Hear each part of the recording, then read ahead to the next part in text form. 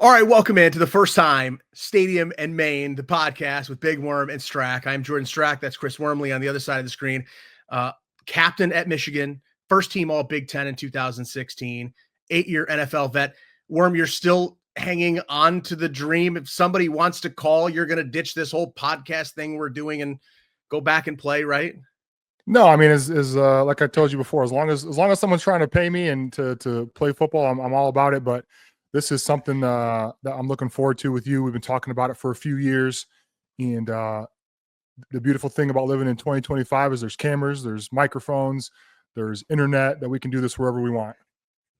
I love it. You and I have known each other for a long time. I covered you obviously while you were at Whitmer, and we have known each other for a very long time now. And yeah, we've been discussing this. We've wanted to sit and talk football. We both love Michigan. We both have wanted to do this for a long time, and now the time is finally right. And you and I are going to just come on here every week and chop it up a little bit. Probably talk a little shit once in a while, and I think it's going to be good. Yeah, I think we're going to come with some fun, obviously informative things about Michigan football, but we're going to have our own spin on it. We're going to, like you said, talk a little shit, have some fun, and give some viewers a different perspective on Michigan football. And I think the interesting thing with you and I is that we are both Ohio guys. We both still live in Ohio, and we both still love Michigan. So we're smack dab in the middle of the rivalry. We've got Ohio State friends. So we understand the chirping on both sides, and I think we will bring some unique perspective from that angle, right?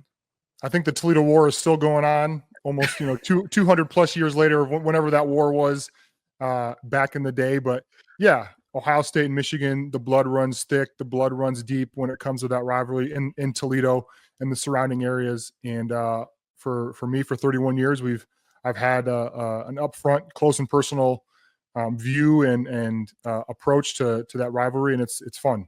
It's always fun to talk about that and like I said, talk a little shit. Were you recruited by Ohio State? I was. I mean, if you remember, guys like Kenny Heck in the day at Whitmer, Yeah. Him, his brother Nigel Hayes, we'd go on recruiting trips together. I remember going to USC when USC would come to the Horseshoe. We went on a recruiting trip, did the whole recruiting visit, got on the field, took pictures, and to be honest, I was a big fan of Jim Tressel and what he was doing down there. And I think my decision would have been a lot harder if he would have stuck around when I was finally going to commit to somewhere. But you ultimately made the right decision. You did the right thing. You went to the spot that you were supposed to go to, right? Of course. Yeah, I mean, I love the school. School's done more than I could have ever asked for obviously a football program, the friends that I've made, the relationships. Obviously got to live my dream, and I was a Michigan fan growing up, so I got to live my dream of playing in the big house and continue on being a fan, and I call it home now. So this place is special. All right, let's get into it. Everybody wants to talk about week one, and then we'll get into breaking down the Oklahoma game a little bit as well. Obviously, a season opening win over New Mexico, 34-17. It was the first win of the Bryce Underwood era. We will touch on that. As you see on the screen, we're going to talk about the Jayshon Barham targeting call. That was a very hot topic on the Twitters, so we'll do that. I've seen a lot of people freaking out about the defense. I don't personally get it. We'll get into that a little bit. As this podcast goes on throughout the season, we're going to bring in some cool guests. We're excited for that.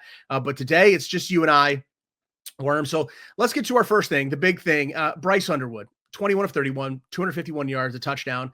What was your first impression? What did you think of the way he played?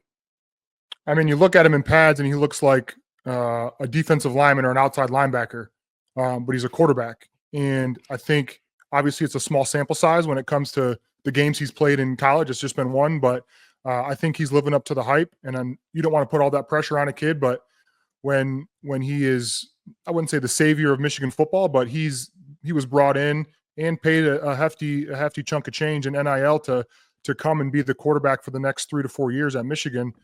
He looked the part. I thought he made great decisions as a quarterback. And anytime you can get a win, especially your first win as a college football player, that's huge. All right, I want to talk about a couple different little things throughout the game. I think the first thing that everybody kind of saw was they trust him clearly. There was a running the 2-minute drill. There was the 3rd and long, and they let him make a throw. That was something we just did not see last year, whether it was Alex Orji or Davis Warren or Jack Tuttle, whoever it was. In that situation, 3rd down and long, just before the half, Michigan was running the football and they were trying to punt and get to the half. That was completely different. That was something we did not see at all a year ago. They clearly trust this kid. And I know it's going to become a drinking game. Well, this kid just turned 18 years old. That's going to be like a thing during every single game. Like, I get it. But the kid just turned 18 and they're trusting him to make throws that they did not trust much older guys to make a year ago. You got to think too, he has been at Michigan and been on campus since the beginning of the year. It's been 10 plus or maybe 9 months now that he's been on campus. He got to go through the bowl prep practices. Obviously didn't get to play in the bowl game, which maybe we would have, obviously we won the game in the ReliaQuest Bowl, but, it would have been fun to see him just, go out there and have some fun. But he's been there for 9 months. He knows the system with Coach Lindsey and what Coach Moore are trying to accomplish. Obviously he's a talented kid. Obviously he's a smart kid, but to see him lead a 2-minute drive as just an 18-year-old, he just turned 18, is really impressive because, like you said, even last year, there were many, many times where that just wasn't happening. It was let's run the ball, let's get to halftime, let's make these adjustments and try and win in the second half. But he's been in the system now with even though it's only been one game, he's been on campus for 9 months and has had that preparation on top of already being a stellar athlete, a smart kid. So all those tools combined, he's off to the races for sure. So there was a play in the game where I was like, oh man, let's go. That was awesome. Don't ever do it again. The block that he laid on the Haynes run, I get it. Like, everybody's all fired up. Like, look at this kid. Like, listen, if this kid goes down, Michigan is in big time trouble. I understand he's a competitor and all those things. What did you think of him laying on that block, and what does that do as a teammate to see your quarterback do that? I loved it. I mean, especially as maybe an offensive lineman on the team, that's their job, is to hit people and use their head and use their hands to ward off defenders. You love to see your quarterback not only make good decisions with his arm and his legs and get the ball down the field, but to maybe lay out his body a little bit. Obviously, you don't want him to do that every play. You don't want him taking on big hits, every play. But for him to make maybe calculated or smart decisions when it comes to, maybe you put your hands out a little bit and you shield him a little bit and not give him a shoulder, especially if it was his throwing shoulder. I'm sure that was a topic of conversation in the film room this past week. But as an offensive player or even as a defender on the sidelines watching it, and you see that block, you're like, okay, this guy's not just about himself and the stats. He wants to contribute as much as possible, whether that's with his arm, his legs, or making a block for a big gain. So I've watched over the last couple of days the national attention that he's starting to gain. Like, Dan Orlovsky did a long film breakdown. Aaron Murray did a film breakdown. Todd McShay has done a film breakdown. The film guy did a breakdown. These guys are all seeing what I think Michigan fans watched on Saturday night and are like, holy cow, like, we haven't seen this in a little bit. There's some throws that he made. Some of the ones that just stand out, I think, that everybody's kind of seen. The touch throw to Marlon Klein from down near his own goal line, layering that throw, I thought was unbelievable. The 3rd and long, as I mentioned, just before the half. There was also one in the beginning of the second half. He steps up in the pocket, avoids pressure, and is able to find a man downfield. Was there a throw that impressed you the most? I mean, definitely that one to Klein for the touchdown, just because of the touch and accuracy. You saw throughout the game that he could get the ball off quick. He has a crazy arm, speed, velocity, whatever you want to call it, in terms of quarterback arm strength. But when you can complement that with a little bit of touch and finesse and putting the ball only where your player can get it, and obviously with the touchdown, it helps as well. But I think that was a really impressive one. I think there was one in the 2-minute drill where it might have been 3rd and long, or there was a 3rd and long where he rifled it right down the middle of the field. And that's another thing that you said about Coach Moore and Coach Lindsey trusting him to make those throws, because obviously with JJ McCarthy 2 years ago, we saw a lot of that. We saw a lot of big plays and him being able to kind of improvise and make those plays. But, football fans and in the football world, there's a lot of amnesia, and you forget what that looks like, especially from what we had last year to this year. It's almost night and day, and was only 4 quarters of football.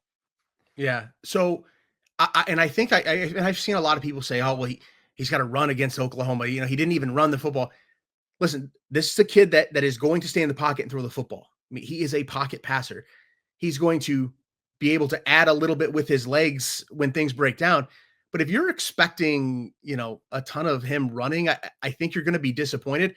He doesn't need that, though. I think you're going to see against Oklahoma, though, I would assume, is in those situations where things are breaking down, he's going to start getting more comfortable and being able to take off a little bit. And there was a 3rd and 10 where he takes it, or 2nd and 10 where he takes a sack. If he can run it and get that into 3rd manageable, get down, whatever, those are the plays that I'm looking forward to watching as he progresses. Right now, yes, there's a lot of, I know where this ball needs to go and it's getting there. I'm excited to see the next step for him. Yeah, I know it's one game and I get it, but there's along the line, this is going to get really good with this kid. Yeah, I think there's a few factors that are being involved. One, he didn't need to run the ball. He didn't need to pull it on those QB reads, because there were times where I'm watching my base and I'm like, take it and run. You can get 5, 6, 7 yards before anyone even is touching you. But also, it's like, does he need to do that? It's New Mexico. They're expected to win. They had the lead from the jump, so he didn't have to pull the ball. I think when you look at the quarterbacks in the NFL and kind of how I've been the last 7, 8 years of my life and career, the guys like even Lamar Jackson now, obviously he's supposed to be a running quarterback, but he stays in the pocket, and there's 2 or 3, 4, 5 times a game where he has to use his legs. Mahomes is a in the pocket guy, gets out of the pocket a little bit and makes those spectacular plays that you see on ESPN the next day. Josh Allen, the same thing. These guys are looking to get the ball down the field, push the ball downfield before they're going to run. And I think if Bryce seems to be, that's been kind of embedded in his head already from the coaches, is, hey, pass first, you're a quarterback. And if things start to break down, you have the ability to use your legs because you look, like I said, like an outside linebacker playing quarterback. You're gifted with a lot of ability. But like you said, I wouldn't expect him to be running the ball 20 times a game, even though I'd like to see him pull it and keep it a few times a game and kind of make those wild splash plays that we all know he's going to be able to make.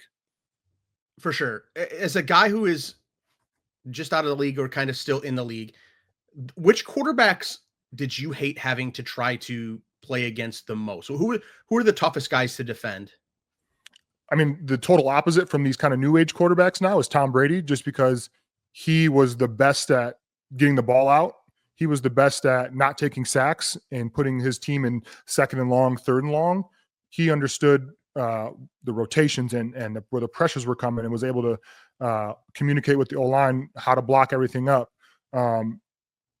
The best game I ever had in my career was against Lamar Jackson, which I had 2.5 sacks, which seems crazy because he's the type of guy that is 100 million times faster than I am and more athletically gifted.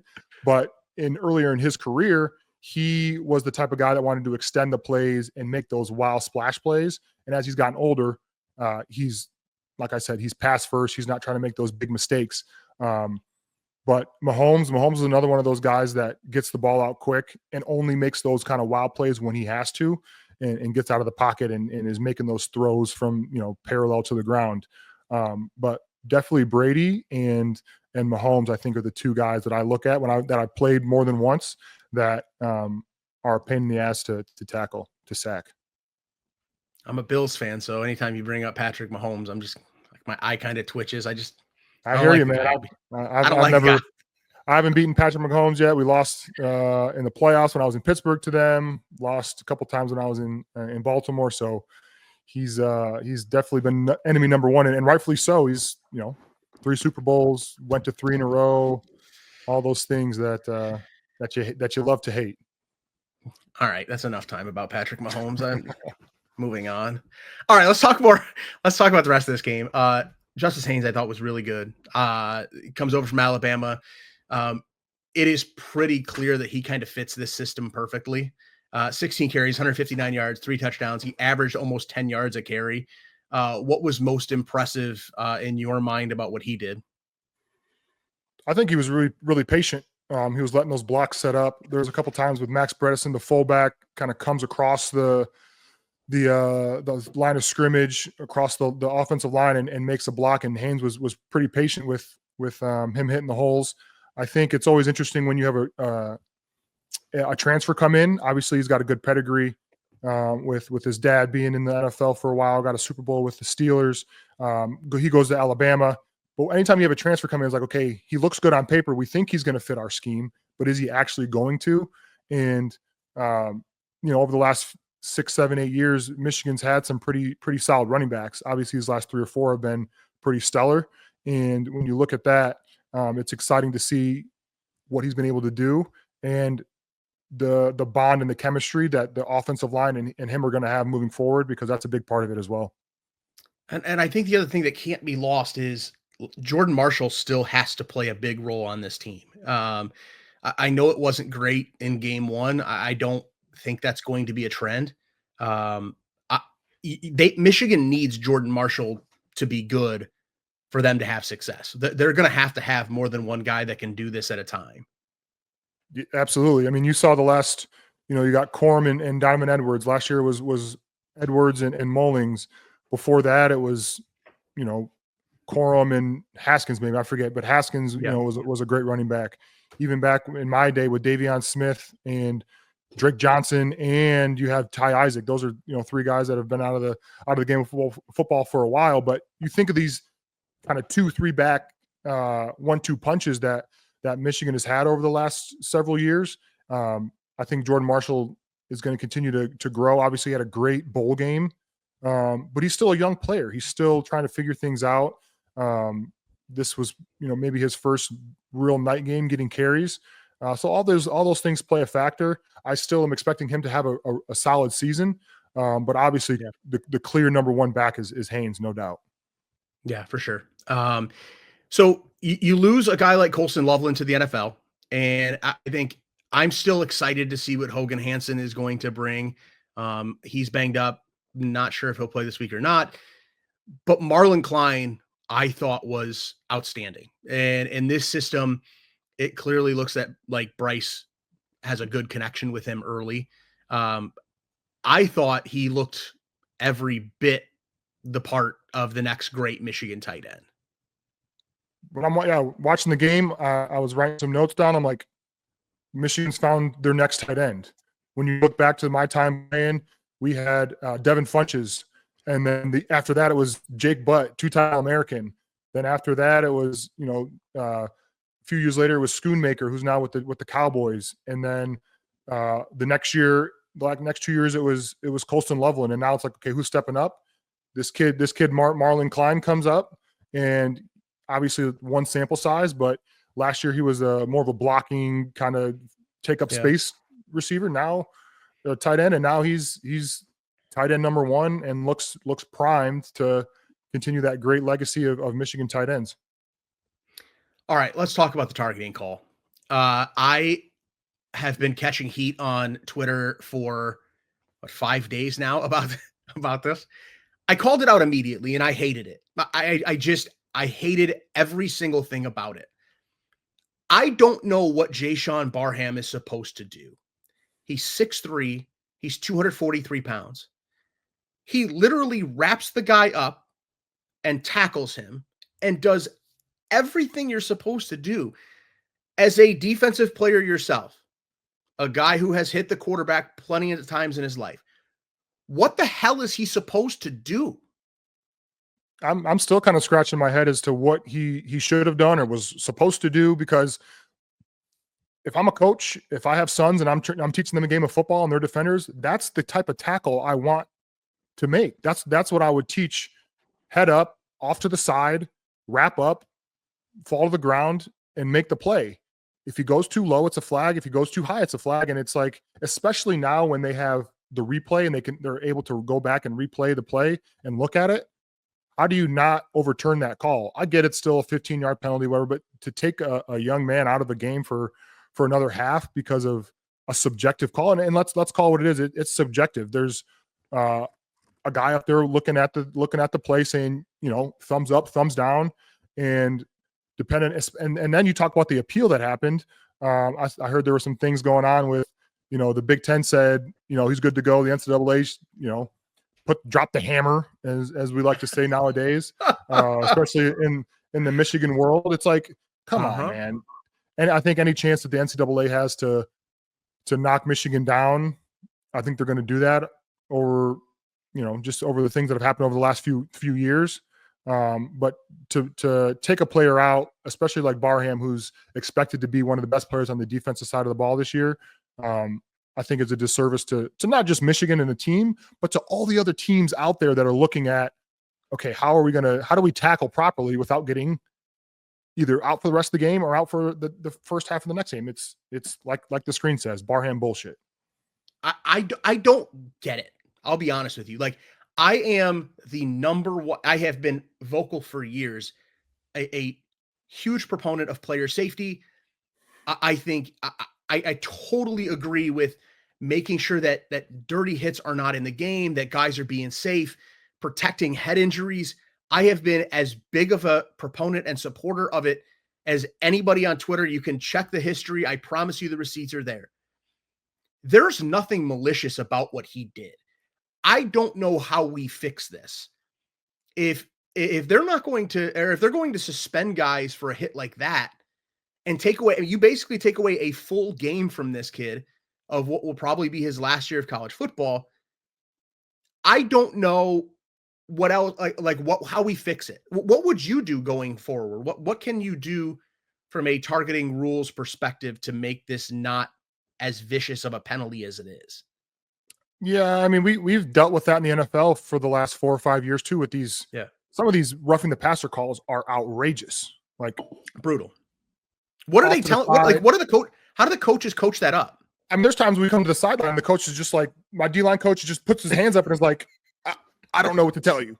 And these guys, are usually NFL players themselves, former NFL players, and they are scratching their heads. Or we'll watch it the next day. John Harbaugh's big in that, and watching, reviewing the penalties from the week before. And sometimes you put it up and you're like, I don't know what to tell you, because that's what every other coach would coach. I think going back to college football, you have to take away the suspensions. You have to take away the suspensions. You can't penalize a kid, especially in a game of football that it's a violent sport. Let's call it what it is. You wear helmets, you wear shoulder pads, but you're not gonna take all risk away unless you want to play patty cake flag football, and nobody's gonna watch that. Nobody's gonna watch it. So when you take that away from a kid, obviously it sucks, especially when you only have 12 games. But also, you gotta take it away. Maybe obviously the penalty is a penalty, 15 yards, but I don't know. In the NFL, they just fine you $30,000 and call it a day. And each time it either doubles or goes up, by 50%. So you can't do that in college, but suspension and getting kicked out of a game is totally uncalled for.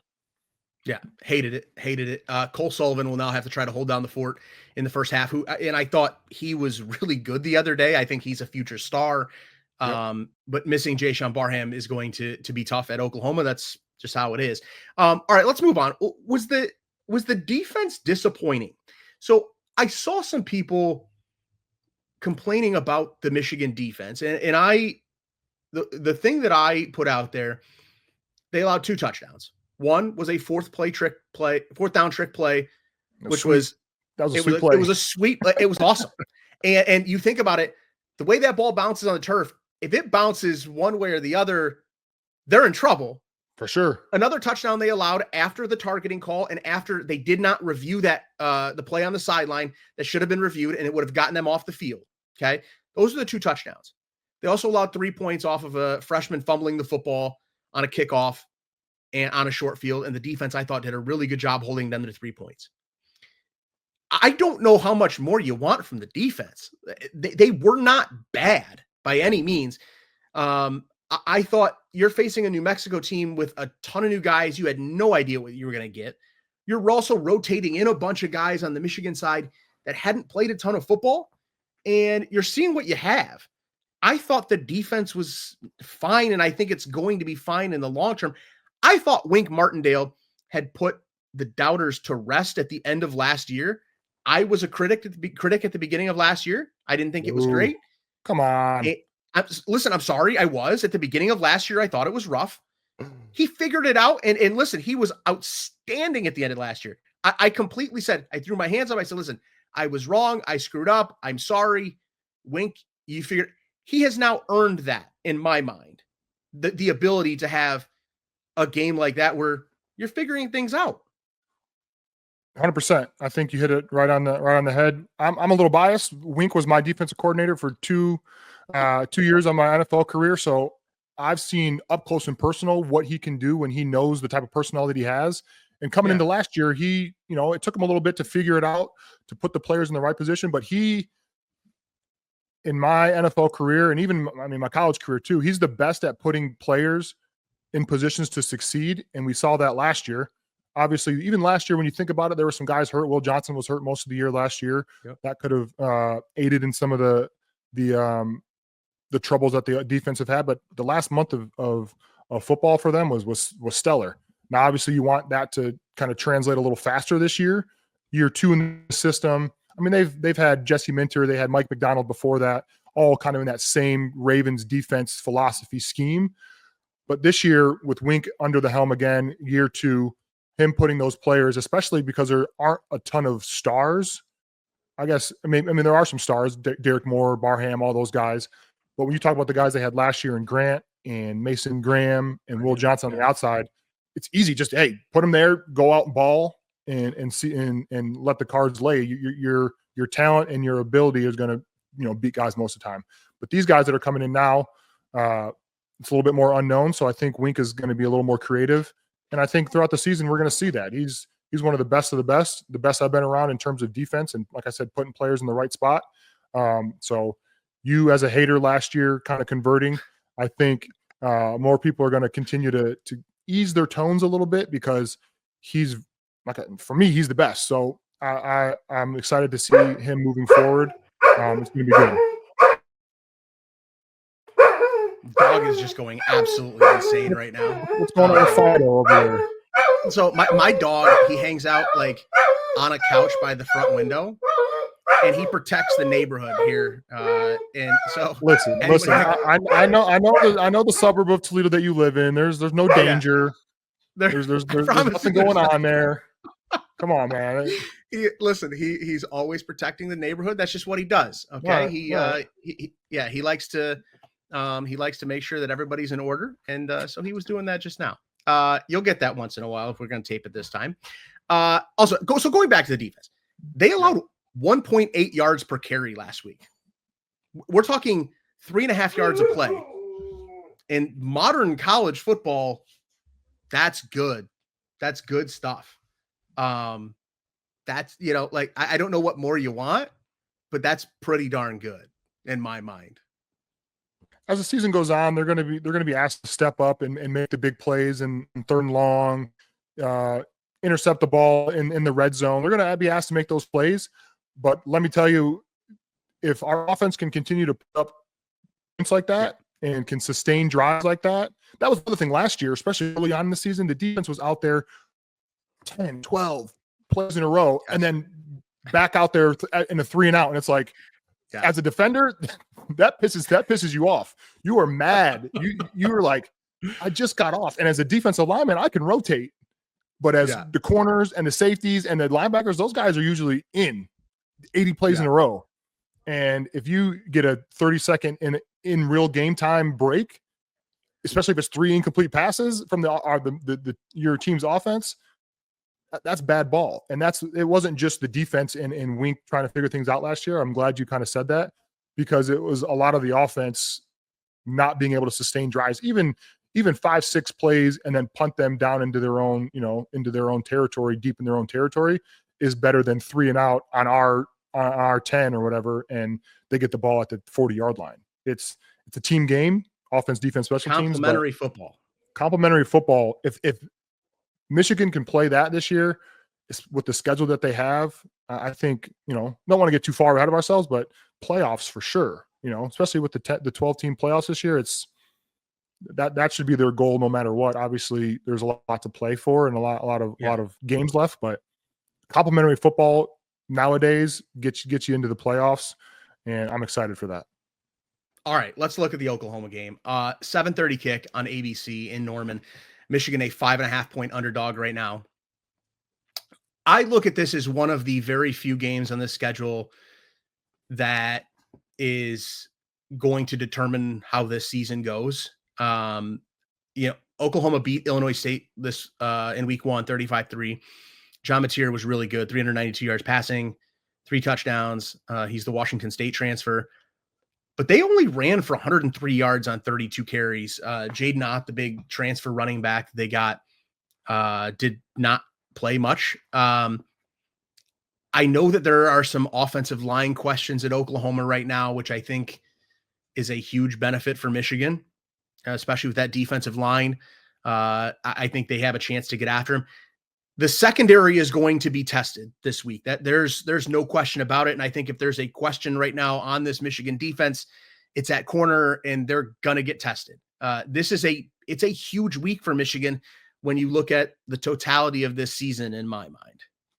For sure, it's anytime, especially early in the season, when you can play a blue blood like Oklahoma. There's so much history and tradition with that school, and it's on the road, and it's a night game, and it's nationally televised. There's all of this stuff kind of culminating into being a big hyped game, because that's what it is. It's two blue bloods, Michigan and Oklahoma, going at it early in the season.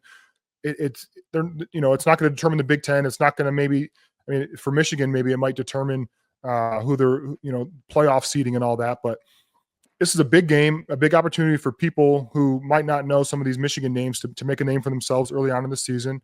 And when you talk about Oklahoma airing it out, when you talk about Oklahoma passing, they played Illinois State. I'd hope they throw for 400 yards, But when you play a team like Michigan, and I'm going to keep giving Wink his praises, he's going to have some things schemed up that are going to hopefully take the edge or some of the pressure off of those cornerbacks, because you're right, they are going to get tested.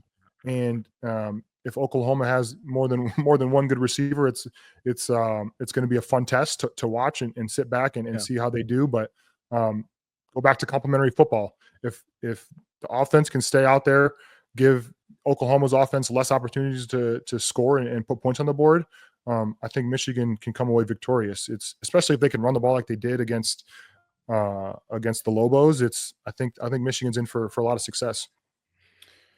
How does Bryce Underwood handle the atmosphere? His first road test, his first big challenge against a team that is going to have guys that are physically as strong as you. How do they kind of handle all of those things for the first time as a young player? I think he's had pressure his whole life, Yeah. I think this might be the first time he's played out of the state of Michigan. I don't know if his high school played anybody, went to those Florida schools or Texas schools and played, but I think he's built for this type of moment. I think he's built for success and for the ability to shine in these big moments. Because there's a lot of players that would fold. I played with a lot of 5-star guys that came in with a lot of hype that just never really figured it out. And obviously Bryce has a lot of games left to prove that. But I think, from what we saw in this small sample size, he's ready. He's ready to put on a show, to show people what he's made of. And maybe he keeps the ball once or twice and runs it. Because as someone like me, I like to see the quarterback run a little bit. But I think whatever the game plan is between Coach Moore and Coach Lindsey, it's going to be a good one. All right, Worm, this was fun. Just the maiden voyage here. Our first one. We've got it under our belts now. Next week, we'll be back. We'll break down the Oklahoma game. We will look ahead to the rest of the season. This was fun. I appreciate it. Absolutely, man. Stadium in Maine. It's I'm excited for this one. This is going to be good. I think this is going to be a good thing. I hope Michigan fans will like it. If there's stuff you would like to see, reach out. We're pretty easy to get a hold of. What's your Twitter handle? I don't even know your Twitter handle. Do you know it? Maybe Chris _Wormley 43, Big Worm _43 on Instagram. We'll get an Instagram page going for this podcast, and people can reach out to us there. But this is going to be fun. I'm excited for this one. Yeah. Appreciate Blue by 90 bringing us on. I think this is going to be good. Let's hope. And remember, share this with your friends. Make sure you subscribe, and we'll see you back here next week. All right. We'll see you. Yes, sir. Go Blue.